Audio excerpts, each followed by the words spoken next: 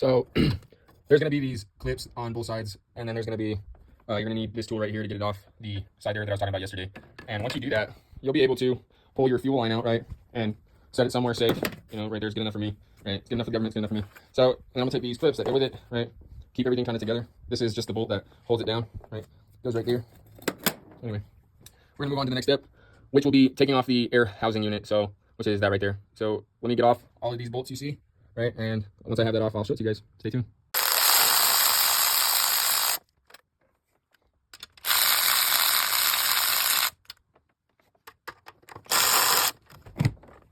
Okay, so now that you got that shit off, right?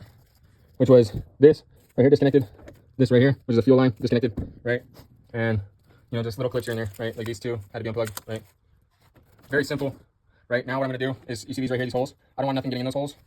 So what I'm gonna do is I'm gonna cover those with rags, right? Because I don't have tape, right? And yeah.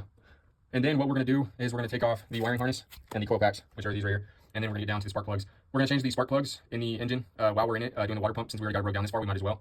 So you'll see that as well today. So stay tuned. Let's have fun working on a car. So you're gonna get to a point where you're taking off this harness here, right? And you got a bunch of, you know, spaces you can't see, like these wires right here. And you're gonna think that they're just attached because of the way that they're wrapped, right? Maybe that's just me. Anyway, you know, trying to figure out why this isn't coming, you know, loose. Well, I can't really see, you know, how to get in from this angle here. Well, if you can see that there's those little red clips right there, you know, keep in mind. It's good to look under here too, just for reference, because rats like to make nests under your engine plate. Just so you know, if you didn't know, they do that. And there's one right there. So always, when you get to this point, if you see this, get your vacuum and vacuum it out. Anyway, those red clips though are what I was frustrated with. They're the same ones as these ones, right? I just didn't know that they were down there. So get those out and you should be good to go. So now that I have the harness out of the way, you see it's pushing against that wall there. It's not in the way here. I can move it on my way a little bit if I need to. What I'm gonna start doing now is I'm gonna start taking out these fucking, sorry for my language, these I forget what they're called right now. Anyway, the terminal basically to these spark plugs. So that's what I'm gonna be doing next. Once I get these out, we're gonna be changing the spark plugs together, and I'll show you kind of how that's done, and we'll go from there. So yeah, here it is so far. We've still got a lot to go.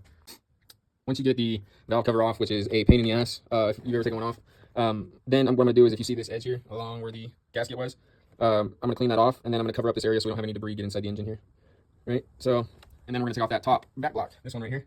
It's the same thing as what we did right here. We just gotta do it back there. And once we have that other block part off, then we can start working on getting coolant reservoir out, mounting bracket, and so on. And then we'll get the side plate off where all this gearing you see here is exposed, and we'll get to the water pump, which we'll be able to get to it from under here, and we'll replace that son of a bitch, and hopefully have it done today, and then having it sealed up so it's curing till tomorrow. So stick with me. May or may not get that done.